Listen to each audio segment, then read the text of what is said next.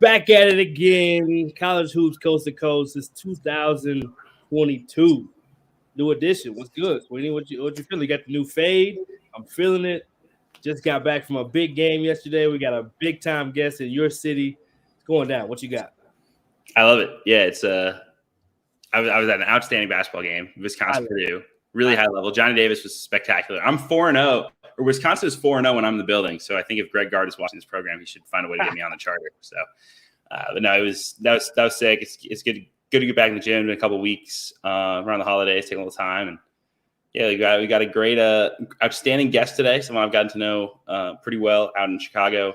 Knew him before, and then he moved to Chicago, and it was like, all right, we're really we're doing this thing. He's a fantastic up and coming coach in this business on a really outstanding program, and they're going to challenge themselves this week. So we had to get the scoop on how it all went down and how he's building this thing at Loyola-Chicago. Yeah, I'm excited to have him on. This is family for me. This is a first time appearance on this version of All Access, so can't wait to have him in. One of the best and brightest stars in the business, Mr. AMORROW Morgan himself. Yo, what up? It's him. My guys, what's up, fellas? How are you? Good. I just want to know, first out the gate, we're not even holding no punches. What shoes do you have on now, and what shoes are coming next for the hottest shoe staff in the country? Arguably, I mean, some people. I don't think there's a debate. There's no debate. I don't think there is. I appreciate this one. Yeah, I appreciate it. Well, I can tell you what I have on now, but I can't tell you for the release. You can't show. Can you show for the viewers what you have on now? It ain't. It's nothing exclusive. We just finished practice a little bit ago. I like that. Most flexible. Okay. Those are the Kyries right there. Keep it active in the Kyries. Okay. Yep. That's just in case I have to get out there and let some of the players know I can still do it. And then on the way home, it's snowing outside, so I have my Nike boots ready for that. But this week it'll be fun. We actually have a few pair of really cool exclusives that we were hoping to break out this weekend. We had an ESPN2 game canceled and didn't get a chance to show the world those, but you'll see some. You'll see some. So just give us a little bit, and I'll pass the basketball part to Sweeney, and I can jump in that too. But the shoe game is just what's got the internet buzzing right now. So let's just talk about it. You know what I mean? We got AMORROW on. Let's talk about it. So your head coach, obviously, as a head coach, he sets the bar, and his shoe game is elite. Is there a strategy behind the whole thing? Is it take us behind the scenes just a little bit? Not all the secret sauce, but take us a little bit behind the scenes. What's going on there? Yeah, with Coach being the youngest head coach in the country, he's around that era, around that time with, sneakerheads were a real thing. And he's a legit sneakerhead. Like, if there's a sneakerhead on the staff, he is the one. Now, we have some younger guys on staff and some guys who kind of keep their eyes on the new releases and all the latest. But he's the one that, we actually follow his lead. We send texts all the time. So if we're not talking about basketball, we're trying to make sure that we're styling and profiling just the same. So we got some things, brewing. We're going to keep bringing the heat. I think the players, and I think they really enjoy it, but we also do it for the recruits too. Yeah, I was going to say, what is the response like for the recruits, from your players? And I'll get off that, but we got to talk about it. I mean, when you're number one at something, we got to talk about that. So talk about it real quick, and then I'm going to pass the mic. Yeah, I would say our players, they really take a liking to it. I think the world has seen that we've worn those dunks quite a bit. And some of our players have gone out and gotten them themselves. Right. We've actually had, diehard fans who have hit us up and said that they're going to purchase them just the same. And, sent texts at Drew or tweets at Drew with them wearing them in support. So, it's pretty cool. I think, I just want to say the community, they're taking a true liking to it, but then also our fan base as well. So we're going to keep bringing it, making sure that we don't lose that number one spot, baby. We got to stay on top. Yeah, the good thing is that you're not just focused on that, but you're actually arguably the number one mid-major in the country by many people's estimation. My last question on shoes is, does Sister Jean get her own pair, or does she have to buy her own? Like, what are we doing here, Mario? You got to hook Sister Jean up and take a picture with her with the shoes on. We need to make that happen. Now, Sister Jean's shoe game is elite too. Like, she has some exclusives. I don't know if Nike sent them to her directly that we don't have. So she Oh, has her and Phil go back. Her and Phil go back. There you go. She has the correct colorways. She's coming correct. So Sister Jean, she brings the juice just the same. I love it. All right, I'm gonna get out the way. Let Sweeney do his thing. Beyond sneakers, though, I mean, like, I've been around you guys enough to see how your staff operates, and you guys just have like an unbelievable chemistry and rapport together.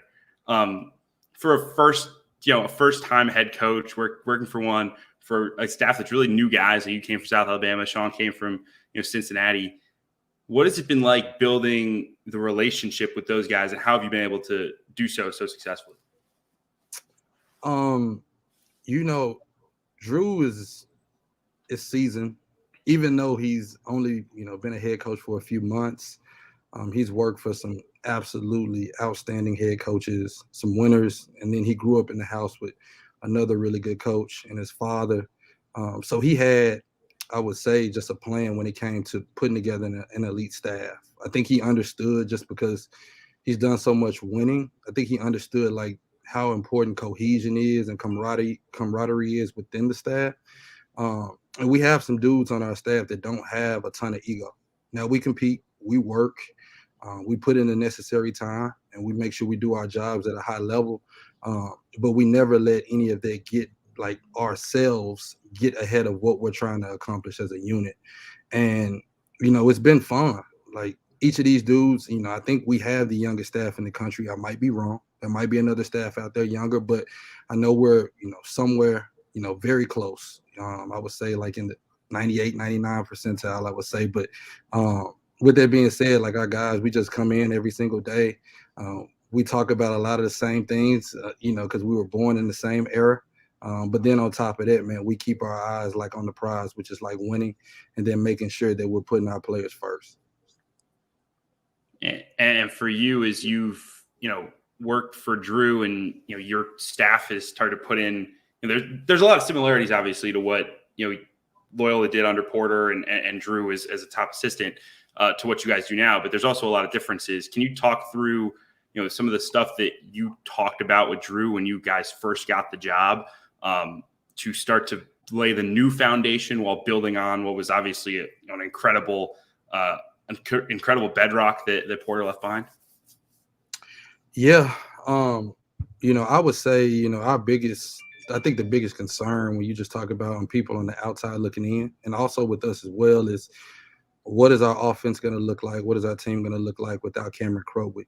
And because we didn't have someone who was so ball dominant, such an elite like playmaker, like inside that you can just play through almost every possession, we probably had to like improve our pace. I think that was one thing that we discussed. And we actually just hit the ground running. Drew's, obviously, he's known as an outstanding defensive mind, but, he's just as good of an offensive mind. We talk about it all the time. I don't want to sit in here and boast and brag, but, there's guys out here who specialize one way and aren't as good the other way. Like, he's a hoops junkie and puts a lot of time in. And he's positioned himself and put himself in a situation where he's an elite young coach on both sides of the ball. So, we're just trying to continue to keep being innovative and trying to stay ahead of the curve and keep watching the game as much as possible and just trying to add as much as we can and take things from those who do well so we can continue to keep elevating the brand and the program.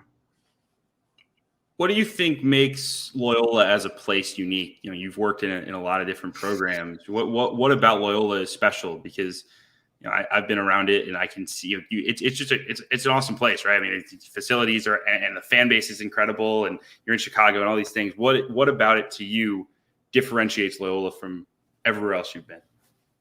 I would say it starts at the top. I've happened to work for some really good athletic directors in the past, but I think, ours like gets it.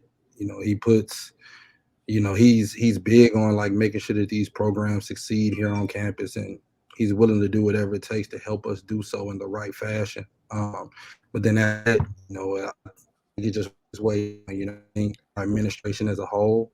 And then also like just Drew, like we have really, really good people in our program, really good people here who get it. And everybody is like pushing the same way, on the same page. like we're all trying to make sure that our guys like leave here with a quality degree, because Loyola is a high academic institution, making sure that they have like great grades. Like Drew's great when it comes to like making sure that we have the right young men in our program, and when they get here, he holds them to a standard, like a standard that I've never seen before, to be honest, in college basketball. You know, I'm talking, you know, he tells our guys B's are better, like in the classroom. And that's just the standard that he has. And if you don't have those, then it could be a problem. And not just, you know, when it comes to academics, obviously we take care of our business on the basketball floor as well. But I just think, you know, just the mentality of excellence in everything that you do, how you treat people, how you act, how you walk, how you talk, how you play, how hard you compete. You know, it's just cool to see these dudes and see a program that like strives for excellence in every realm. You guys have, you know, built a solid resume, beating DePaul and Arizona State and Vanderbilt, which we're seeing. Have we? Some people say it's not good enough. Got some good wins, but you wanted to go out and build the resume even more, and missed an opportunity to play Davidson because you guys had a COVID pause, unfortunately. This week, an opportunity comes about. You guys are headed to Salt Lake City just after we speak to play San Francisco. Talk us through how that all came together, as much as you can say, and what you're looking forward to most about that opportunity. Yeah, well, obviously our fans know, and people that follow the program closely, obviously you all know that, you know, we haven't played a game since December 10th. So, you know, with multiple cancellations, you know, time and time again, it started with us, and then it's been a couple other programs who, you know, as we go through and work through this pandemic, you know, it's been an issue around the country just with postponed games and cancellations. And, you know, we were hoping to like start conference play and get ready to go, and, you know, and try to, you know, work towards achieving our goal. But, you know, we haven't had a chance to do so, which is crazy. So, you know, with that being said, it's just at that point we had to make a decision. Do we just play someone to try to get our legs up under us and try to get, you know, a quality game, some experience to make sure when conference play starts, we're ready to go?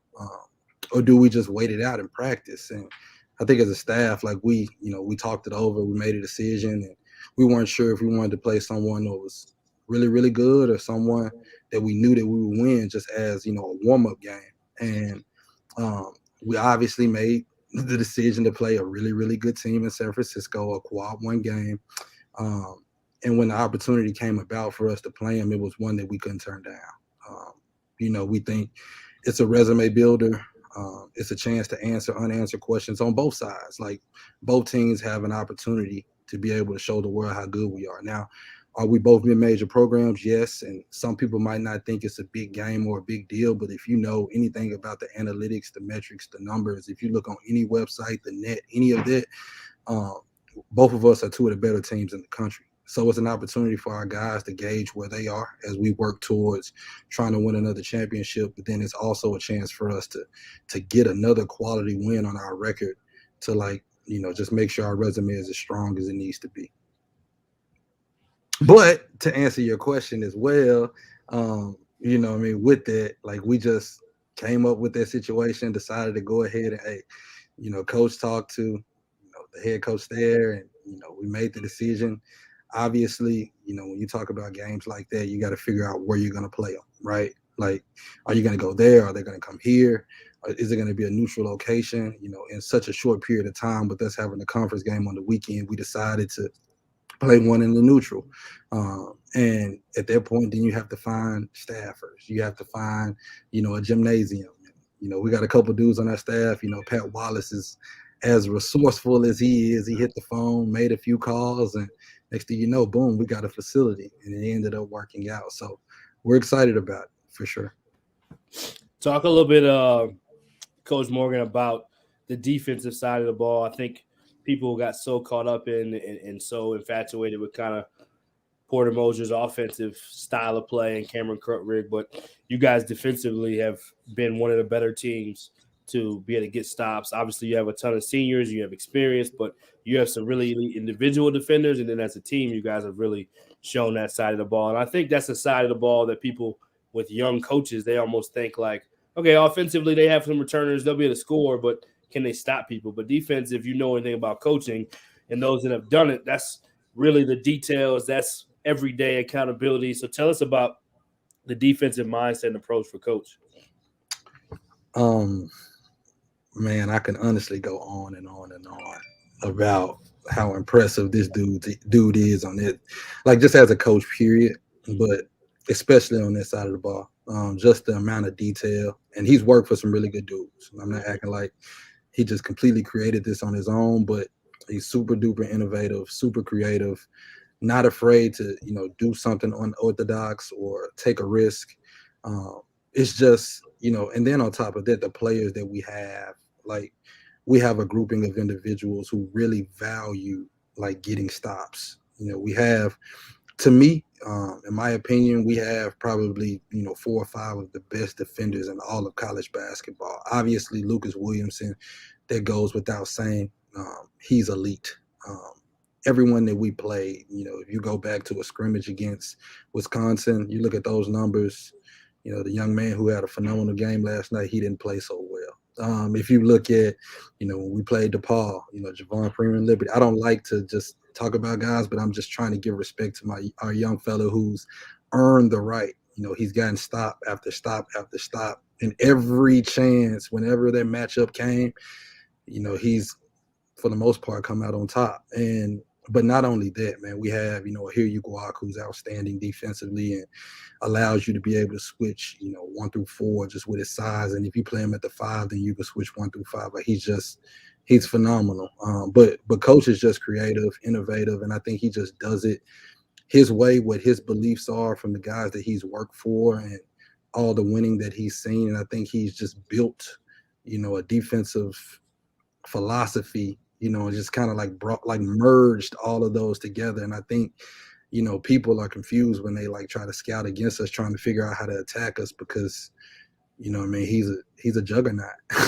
Yeah, absolutely. I would say, what do you think it is, Coach, that's allowed Coach to be able to make such a seamless transition, right? Like so many times an assistant to head coach, that's a tough transition period, but to be the youngest head coach in the country and do so following a guy who's won at an elite level and doing it his own way. So what do you think has allowed Coach to make such a seamless transition? Obviously, he's had great mentors. We know that. Obviously, he's won a lot of games as an assistant. But what is it about Coach specifically that you think makes him so great? Because I think he deserves his flowers on that. Oh, great question. Yeah, I agree. I think I would say that it starts with, these young men that came back. Right. And why did they come back? Like, because of the relationship that he had established with those guys, just the trust that he had built, the equity that he had built over time. And, I think what's really cool about it, because each of those 4 guys who decided to come back as seniors, they could have went and played anywhere in the country. Like literally with the winning that they've done, going to the Sweet 16 and winning 30 games and, having multiple 21 seasons, like they could have gone anywhere and played like right away. I'm talking about at what people consider to be the highest level, they could have done that. But why did they come back? Not only the relationship, it had a lot to do with just the basketball mind and the belief that they had in him. And that's just because of how much time that he puts into this. Like, obviously we can do that. Like, we're younger, right. We don't have, huge families yet. He just, had his firstborn over the summer, which is really, really cool. But just with the time that we have to put towards it, I think he's just built a respect factor in those guys, like completely believe not only in the program, not only did they believe in Porter, but they believed that there wouldn't be a dip if he became the head coach just the same. And with that being said, I think that's being shown evident, and right away, like when I got the job here, I got a chance to see and got a taste of it that like we're super organized in everything that we do. We put a lot of time into everything we do. And you can just tell that he's been around so much winning because everything that he like speaks on, believes in, there's a why behind that. And he makes sure that our guys understand the why for everything that we do. And I think that's a huge reason why, everybody's just on the same page all the time. I don't know if that answered your question. But. No, it's perfect. That was perfect. I got one more, and then Kevin's going to ask about a funny story. So The one more is what's one thing you'd want people to know that maybe they don't know? Obviously, people see Loyola-Chicago and there's a new brand, and they see the pictures going viral. You guys recruiting and sitting VIP sideline with all the shoe game, and they see the chemistry of this young staff hanging out and arms around each other, doing it together, and they see your players responding to this young staff. So I guess what's one thing that you'd want people to know about this kind of new brand, new era Loyola-Chicago that maybe they don't know?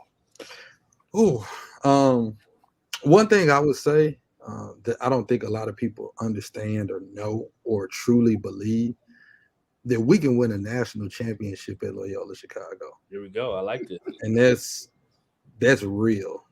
It's been done here before. It was done in 1963. But there's a true belief, like in our program, that everyone in the locker room, that's what they're thinking. Like, yeah. I tell people all the time, how can you tell a young man who's been to the Sweet 16 and a Final Four that he can't win a national championship? Can't tell him that. And we have a couple of those guys on our roster right now. Right.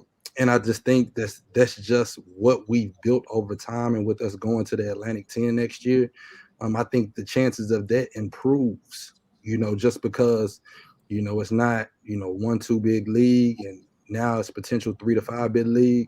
It gives us a chance to maybe get in there every single year. And, I'm not being biased, even though I am being biased. I'm putting my money on Drew Valentine. If we get in there, man, we will definitely be prepared. I can promise you that. Absolutely. All right. With my sister, Kev, got it.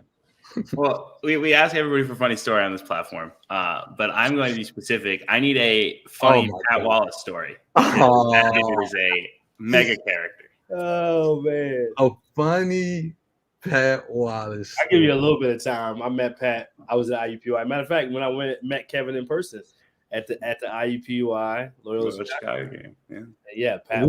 We make a joke about it all the time. That Patrick Wallace is different. Like, when I tell you he's different, like I'm saying, like this dude can just walk into the gym and hadn't picked up a ball in almost a year. He can make about 10 threes in a row. Like, he's a real sniper. He can still get out there and handle it and still get out there and give dudes problems. And then he can just eat whatever he wants to eat and still look the same. Like, I've never seen anything like it. Like, Coach Valentine was just talking about it, a little bit ago. Like, just his appetite, the things that he can eat. Don't get me wrong, he works out. Like, he'll run 3 miles, he'll hop on the Peloton. But it's funny. I know we had a recruiting visit, and we went to this restaurant, Canella's, here in town for brunch. And everybody's ordering, trying to order like mature meals. Everybody's trying to get, you're just trying to get your omelet with, egg white omelet, or trying to get you something green, or eggs Benedict, shrimp Benedict. And this dude orders biscuits and gravy. Hold the gravy. He said no gravy.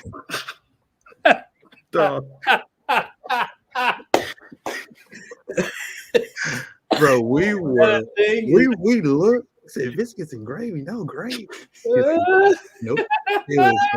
It was hilarious. Oh, man. And he probably got out there that day in practice and probably gave some of our guys some buckets. Like, he's different now. Different dude. Man, you should not have gassed up his hooping ability that much. Oh, he's a problem. Save these clips. He's going to tweet them out. Like, you can go to Synergy now. He was a problem. He's a problem. I've talked to a lot of people in college basketball, and I have never once mentioned Pat Wallace's name, and the other person not only knew who they were talking about, who I was talking about, but like laughed because they knew Pat Wallace. Like, dude knows everybody, and I really love that dude. He's a funny dude. He's a worker, absolute worker. He's a grinder. He's grinder. Does a phenomenal job assisting, with our offense and everything. Like, he's really good, man. He's a rising star. He's gonna be really, really, really good when he gets his opportunity one day, for sure. Yeah, we exchanged some notes on a scout, and he was not the assistant coach at that time. And I was like, yo, I don't know what this dude's role really is, but this dude, he got it. Yeah. Absolutely. Absolutely. All right. We'll have special. Yes. Excited for the matchup. You guys get to play a game again. I know you guys about that. Man. Keep your fingers crossed, please, because, we got to the game day on Sunday and got the news 3 hours before the game that we couldn't play. So I think, I think just because, our entire program is pretty much boosted, and I think they're the same, I think we're in a good spot. I think this game will happen. So it'll be fun. Yeah, salute to college basketball too, and you guys for making this game, because a lot of times people, and I know Tier 1 makes it exciting, but a lot of times people don't. They run from this kind of smoke. So credit to you guys for just running to the smoke and figuring out how to make it happen. It's great for college basketball, and we all look forward to it. We'll be tuned in midday Thursday. Let's go. All right, brothers. All right, family. Thank y'all for having me on here, man. This is a dream come true right here, man. I'm on here with two absolute superstars right here, and they're both family. We got to do this again. Yeah, we will. We will. Appreciate it. All right, we had the man, the myth, the legend. We've been trying to track this dude down for a minute. I will say it. Kevin did say. I think he'd been ducking your calls, B. I should have used my magic touch. I gotta let you lead the way next time. That's what it is. I've been family a little bit longer, so he can do that to me. And you're in city, so you might pull up on him. So I need to let you do that next time. I did hit the group text today, though. That's part of why it was successful. We hit the group text. There you go. Accountability matters. But he's big time. Their whole staff is big time. I've met all of them. I've watched them all work, and if you ever get a chance to go to watch those guys practice, do it, because you will learn something about basketball. You will learn something about how to run an organization. I mean, they are you would never know walking in that was the youngest staff in Division I, that was the youngest head coach in Division I. You would have no idea. I mean, they run it like vets, and they're having success like pretty much anyone else. No one as much success as anyone in the country. So it'll be fun to watch. Fun to have it in my backyard. I could walk over there and see them anytime I want. So excited to see them the rest of the way and see if they can get a huge win over San Francisco and hopefully boost those at-large bid prospects for the NCAA tournament. Yeah, no doubt. Love that it's a neutral site by Sean Paul, who's obviously a friend of ours. Let's just say this: I love that it's a neutral site, but I would love it even more if the Dons decided to fly to Chicago and play in my backyard. That would have been nice. I would have enjoyed that. Of course, it would have been nice for you. For college basketball, the fact it's a neutral site game, so there's none of that we played them at home. If we'd have played them there, neutral site game, let's get it on. I think that's a beautiful thing. And then the second part is 1 versus 2 in Sean Paul's top 50 mid-major. So I think that's also something to be said. So yeah, looking forward. Must see TV. Their staff, a high level. They have a really elite level team that plays as a team. Amazing to watch. And I'm looking forward to it. And the Ramblers will be making noise all year long, as will San Francisco, but this night will be only one can walk away as the winner. So glad we had AMORROW on. Look forward to more. You know where to find us. Like, subscribe, share, YouTube, Apple, Spotify. Do your thing. You know where to find Kevin, too. Sports Illustrated, my man. Let's go. Not just CBB no more. Not just CBB Central no more. All right. We're working. I didn't say it's brand new this time, though. You can say that. We're working. We're into the new year. This is year 2 that I've been at SI. So year 2. It's technically. We'll call it year 2. We'll call it whatever you want. You're Kevin. Soft season. So for the first one for 2022, we got many more to come. See you guys soon. Kevin, love the haircut, keeping it fresh. Next time we got to see your shoe game. That's what we're gonna do next time. Man, I'm way behind. I'm way behind the fellas. We got to see it.